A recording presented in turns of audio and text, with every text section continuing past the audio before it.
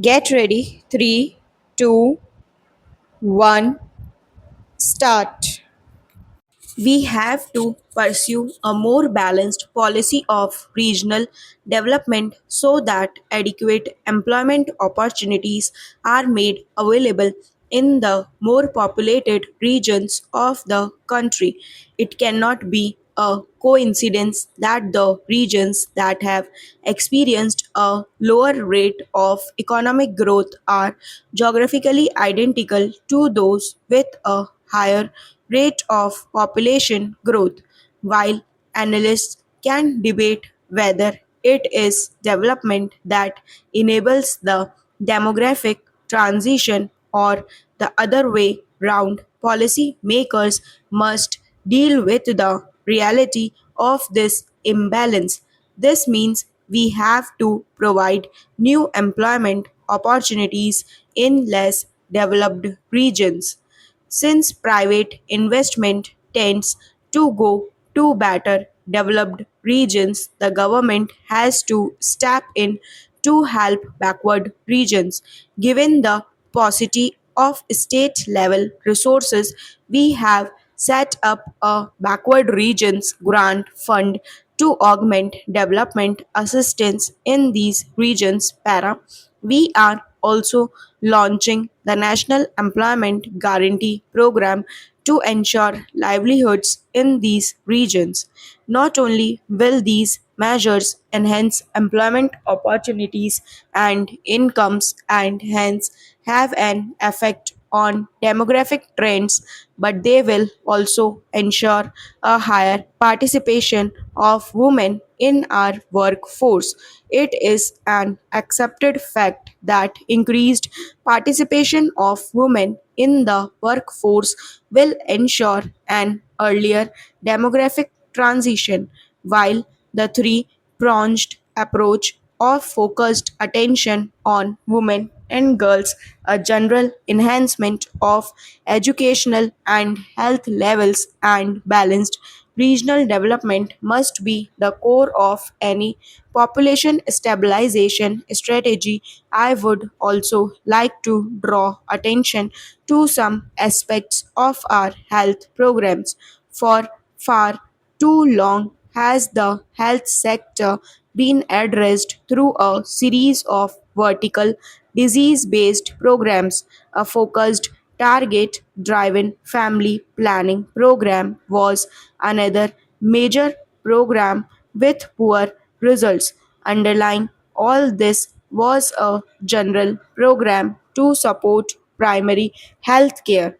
This vertical and horizontal fragmentation of health programs, coupled with a target driven approach to population stabilization in the past, has distanced the entire gamut of health services from the Aam Aadmi, who is the primary stakeholder in any service delivery program.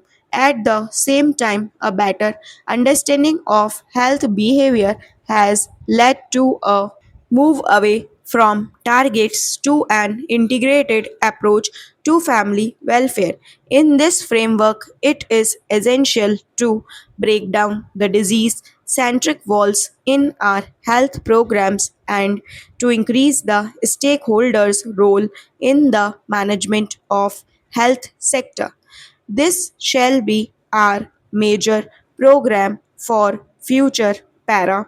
Our government has launched the National Rural Health Mission to facilitate this holistic, participatory, decentralized approach to our people's healthcare.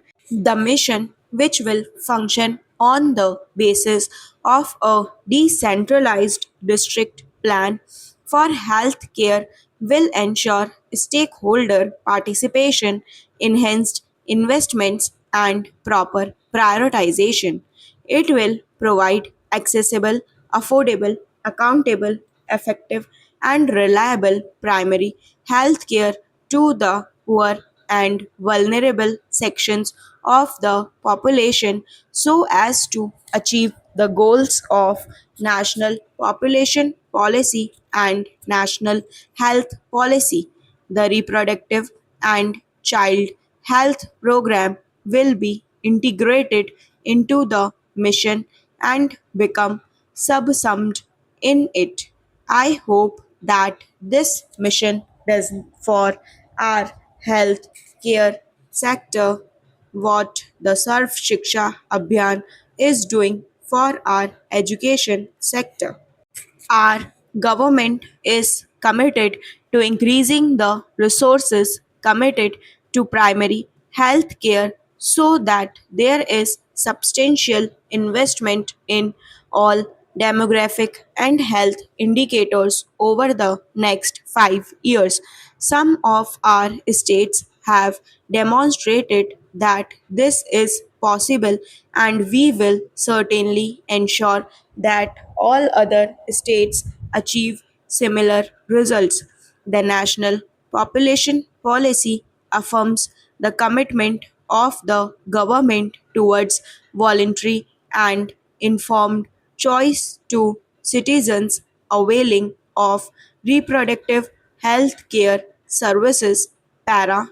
The policy also reaffirms our commitment to a target free approach in administering family planning services. I would like to make it clear that our policy does not encourage incentives and disincentives, as they have at best only a marginal impact and sometimes may even cause resentment and non acceptance of the program. I sincerely believe that coercion of any kind to achieve population stabilization is unacceptable in a free society. Our government's approach places fertility reduction in the broader context of evolving an effective development strategy that focuses its attention on elimination of poverty, empowerment of women, and offers choice in limiting family size. Population stabilization is only one aspect of population policy. I do urge you to pay equal attention to the challenge of building capabilities of our people. No civilized society can regard any human being as a burden, a liability. Everyone of us has a right to live a decent life. The challenge of population management is to empower people so that those who are perceived as liabilities can be effectively transformed into assets. A literate, gainfully employed, and socially, culturally, and economically productive person is a national asset in a country of over a billion people. You can imagine what we can do for our nation by helping empower our people. Investing in human capabilities converts human liabilities into human assets. Therefore, even as our population policy focuses on population stabilization, it must also focus on altering the skill profile of our population in future. Stop.